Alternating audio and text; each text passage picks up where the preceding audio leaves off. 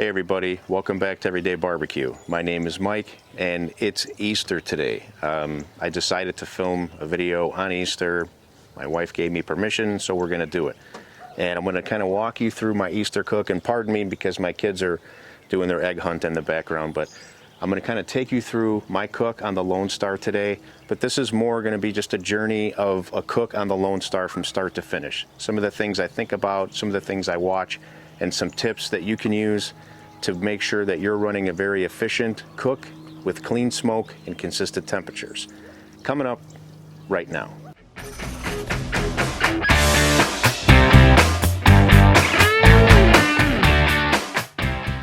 So welcome back to the channel, everybody. I really appreciate having you here.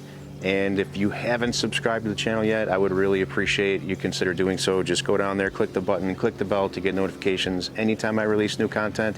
And don't forget to visit everydaybarbecue.net. I'll put a link down in the description for that. Help to support the channel. There's a few different ways you can support the channel there, but let's get on to this video. I have had this Lone Star since last summer, and this is the 24 by 36 offset. I did my last cook on it. I want to say it was probably maybe October. I'm not even sure. It's March now. Well, not March, it's April now. And it's been a while, so I did do all the correct seasoning. I'm so crazy about keeping this thing covered and keeping it clean. So I have not uncovered this since I covered it, and since I cleaned it and covered it from my last cook. So I'm gonna do this unveiling with you right now. We're gonna see how this held up under this cover for the winter. So let's do that. And by the way, I'm testing out some new audio equipment today. You can see here, this isn't an Easter corsage. This is a mic with a wind guard. So I hope the audio turns out good. I did some tests before the video. Looking good so far. Ooh, she looks good. Some dust on there from underneath the cover. She looks great, just like I left her.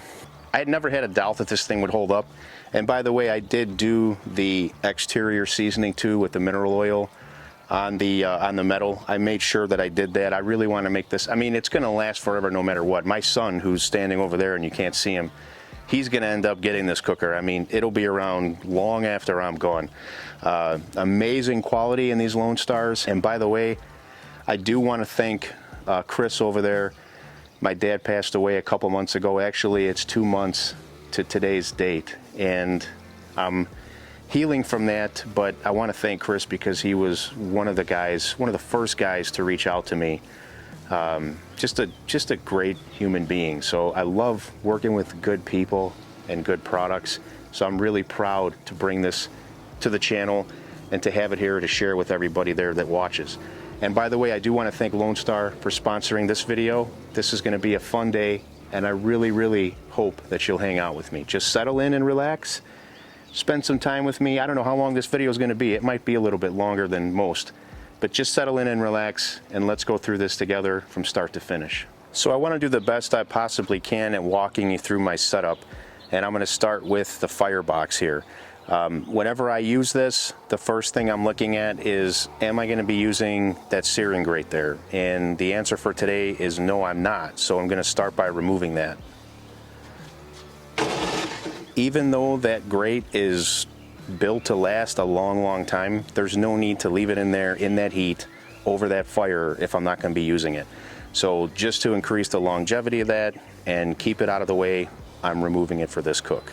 Next, I'm going to start with a bed of pre-lit lump charcoal. That's going to be my foundation for my fire. All right, my coals are ready. I'm going to go ahead and get these dumped in. And I just want to kind of get these spread out. Let me get a couple splits in here. And I'm using a mixture of oak and cherry today. I've just got to give that a few minutes to kind of get going. So just about 5 minutes later, I've got a pretty good sized fire there in the firebox. Now I'm going to let that burn and breathe for just a few more minutes. Then I'm going to close that door, and I'm going to leave these vents wide open. I've got my stack vent wide open, and I'm going to be leaving the firebox vent wide open also, and I'll be closing the lid.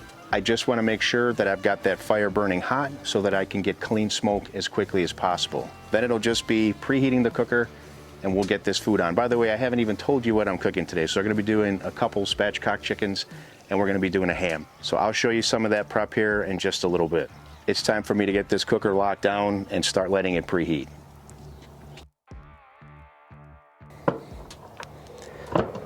Again, bottom vent wide open. Close the door to the cook chamber, and the top vent is wide open. Now I'm really going to be focusing on this smokestack here because I want clean smoke. So there's a difference. If you have dark smoke, very, very bitter, very bad for your food. You never want to put food on until you get that fire nice and hot. You're looking for a thin blue, clear, or a thin white smoke. That's how you'll know it's time to put that food on.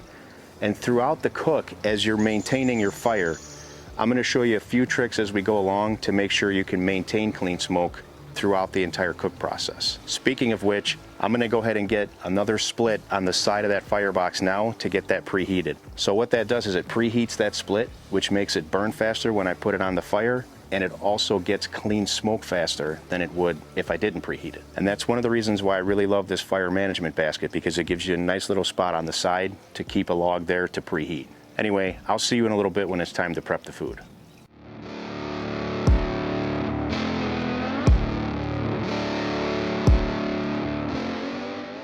So for the first time ever, I'm going to be doing some prep outdoors. I've got my prep cart here, and there's 2 chickens I have. One's bigger than the other, so this is going to be a challenging cook to try to get them timed, right, and be done at the same time. I'm going to spatchcock both of these, so I'm going to show you one just so you know how to do it. I've done this before in a turkey video, which, by the way, if you ever want to know how to make the best Thanksgiving turkey, Christmas turkey, I'll put a link to a video up here right now and down in the description. You really want to check that out. I'm telling you, hands down, best turkey I've ever made, and I do it every year now.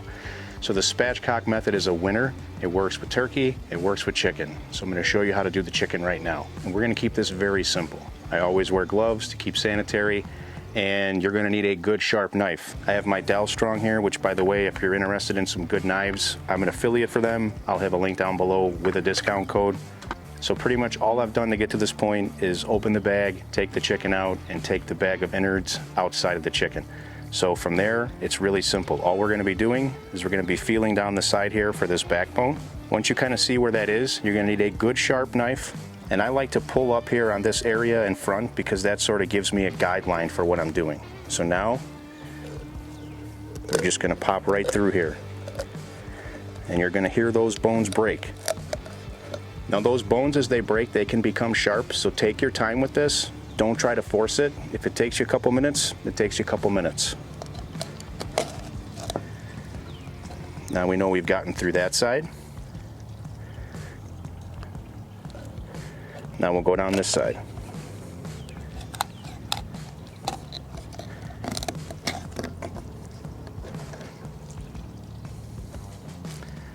And there we go, it's that easy. That took me about 1 minute. So from here, you can just turn this over and flatten it. If you want to make it a little bit easier, you'll see that there's a small piece of cartilage here. You can just take your knife, make a small incision there. Then when you flip this over,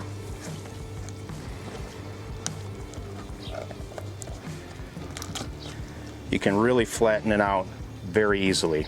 So this one's ready for seasoning. I'm gonna go ahead and move this to the side and do the other one, and then we'll season both of them. Okay, second one's done. This is the bigger one, and my kids love these chickens when I do them this way, so I'm actually gonna make the bigger one the one for my kids. And we're just gonna hit that up with some Lawry's. Now, if you want, you can use some olive oil as a binder here. That's really up to you. I sometimes do and I sometimes don't. I'm just going to skip it to make it easy today and show you that it's still going to turn out great. And since I want to have one clean hand, I'm going to go ahead and remove that glove. Now when I'm doing the spatchcock method, I'm always going to start seasoning on this side, because that way when I flip it over, I can just hit that outside one time and I'm good to go. I'm going to try to get all this area really well. Anything you can season while it's flipped on this side, go ahead and do that. That way you know you've got seasoning everywhere. Now we'll flip this over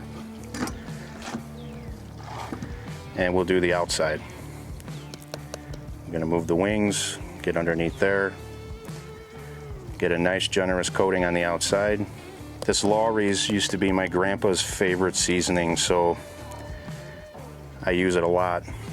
Sorry about the noise, by the way, I've got some neighbors outside. Okay, so this one is ready to go. I'm just going to move it over here to the side. And we'll get my other one here. Now for this one, I'm going with a spicier rub or seasoning, and this is just something that I homemade. Honestly, I don't even know what's in here because I made it a while ago and my wife and I love it. But I'll look up what I wrote down for the recipe and I'll put it in the description, okay? It might be a little clumpy because it's been sitting for a bit, but this has got some really good heat to it. I think I put like a Cajun seasoning and some cayenne. I honestly don't even remember. I do have it written down though, because I'm working on some seasonings and I don't know if they'll ever come to life or not. We'll see. All right, I've got a good coating on that inside. Once again, flip. And let's get the outside. It's okay to be generous here because this is where so much of the flavor comes from, is that skin. Okay, this one's ready to go. Now I'm gonna get both these chickens on the cooker right now. I'm gonna get the ham on at the same time. Now the ham's just on a tray that's got a rack to keep it from hitting the bottom of the tray, and it's just a basic store-bought ham. Based on the size of the ham, which is about 8 or 9 pounds, and these chickens, I'm hopeful everything's gonna get done around the same time, but you know, if it doesn't, it's no big deal. So let's get these on. I've got some good clean smoke rolling on the Lone Star. I just added another log and I'm running around that 250-ish area, but I'm gonna try to run this cook in that 250. And really, if you're a beginner, just start in the beginning, try to aim for 225 to 275. Just keep it in there and then you can start tightening it down as you learn. But 250 is right about where I wanna be. Let's get this stuff on. All right, let me go ahead and open this lid. First chicken on. And the next one. Now let's get our ham on. There we go. Now, as mentioned, this is just a store-bought ham. So I didn't do anything to it. I'm just gonna smoke it as is. And from here, this is just gonna be a fun cook. We are gonna hang out together. I'll bring you back probably halfway through the cook. I'm gonna get a probe in here. Target temperature for these chickens is gonna be 164, 165 internal in the deepest, coolest part of the breast. I will double check the dark meat too and make sure that's at least 10 degrees higher. And for the ham, that's just gotta warm up. And based on the size of it, I'm thinking this stuff's all gonna get done between a half hour and 45 minutes of each other, but we'll see how it goes. And whatever it is. We're just gonna have fun and hang out, and I'm gonna show you how I maintain my fire, how I maintain my temperatures as we go through. So as we progress, let me go ahead and close this so this stuff can start to cook. As we progress in this cook, you can expect to add fuel to your fire, fuel being wood, about every half hour to an hour, depending on all the environmental conditions and all the temperatures you're shooting for and all that good stuff. I'm probably gonna be right in the middle around 45 minutes. And we've got some good clean smoke coming out here. This food's just gonna be outstanding. And it's time to sit back, chill, and enjoy this cook. I'll see you guys in a bit. All right, everybody, so just a quick update. We're about 45 minutes in, and as predicted, the temperature started to decrease in the cooking chamber. So what I'm going to do now is I'm gonna place the split that I have in there that's preheating onto the fire, stir things up a bit, and place another split in place to preheat. I've got beautiful, clean smoke rolling. And another very important thing that I want to let you know that I learned actually from Justin over at Baby Back Maniac is you want to, with any offset, but I think particularly these, and this is my first real true offset, by the way. So just so you know, for disclaimer, but controlling the temperature with the amount of fuel you use versus the vent, because you don't want to smolder your logs. You don't want to smolder your fuel. That's going to produce dirty smoke. So what do I mean by that? I'm always keeping my vent here at least halfway open, right in this area. I never want to go any less than that because I don't want to smolder that fire inside and end up with dirty smoke. I want that food to come out perfectly. And so what I do is I control the temperature by only adding one log at a time, or just timing that better. And you'll get used to that as you go along. It'll take you a little bit of time. But just a very important tip, and thank you, Justin, for mentioning that in your video, because it's really helped me tremendously, and I think it'll help a lot of people. All right, that said, we're doing really good here. I did not open the cook chamber because we just started 45 minutes ago. I'm gonna leave everything be. I've got the probes in, running through the probe port, and I will, now that you know how I'm adding fuel and when I'm adding fuel, approximately every 45 minutes, and all the important details, I'm gonna let you guys be until I'm really close to getting at least halfway or beyond that in this cook. I'll see you then. Okay, so we're a little over 90 minutes in, and I'll tell you where I'm at. So my chickens are at 128 and 125, going smaller to bigger respectively. So they were about 5 degrees apart. Let me show you. So they were about 5 degrees apart at the beginning of the cook, but I know that the center area here is a little bit warmer. So I placed the larger chicken there and the smaller chicken here. So hopefully that's gonna help get them done around the same time. The ham's doing great, and this skin is already nice and crispy. I mean, this is going to be incredible when it's done. Like I said, my kids love the chicken that comes off this cooker. So let me go ahead and get this closed and let's check on our fire. I've only had to add one more log. I'm walking over here now. So this is pretty much what I'm doing, is I'm controlling my heat with the amount of fuel that I'm giving. So I have just a whole log and a piece of log in there. And that right there has held me at 250. I mean, this thing is held in, really locked in at 250. As soon as I see the temperature start to drop, I'll open this door, add another log, stir things around, and put another log over on the other side there to heat up. So by doing it this way, by controlling my temperature with the amount of fuel versus the vent, I'm producing really, really clean, clear smoke. And that's exactly what you're looking for. That is the key to good barbecue. Let me get this door closed. One more look at the food. Okay, so now that you know where I'm at here, we're a little bit beyond halfway through the cook. I will just let you guys be until we're done. So once I'm at a point where I'm ready to pull this food off, or sometime around that area, I'll bring you back, show you what everything looks like, and we'll do a quick little taste test out here. But I don't want to spend a lot of time with that because it's Easter and family's the most important thing. See you guys in a little bit. So it's been about 3 hours and 10 minutes and this stuff is done. These chickens both temped out, one at 163, one at 165, and they look absolutely amazing. The skin is crispy. They've taken on some outstanding color, and just look at this ham. I mean, here, let me actually grab my old trusty iPhone here, and I'll get you guys a little bit of nice slow-mo focused. I mean, just look at that thing. And these chickens, they're incredible. So my next step is going to be to get this stuff off the cooker onto a cutting board, and I'm going to do just a fast taste test with you guys because it's Easter. I need to get this stuff inside and we need to spend time together as a family. So I'll see you in a minute.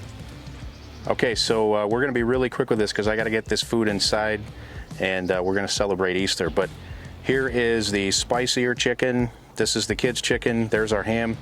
I mean, this just looks incredible. The cooker knocked it out of the park. So Anthony, here, real quick, you want to try the ham? Sure. All right, I don't know if you eat ham or not. I know you eat chicken. Cheers, everybody.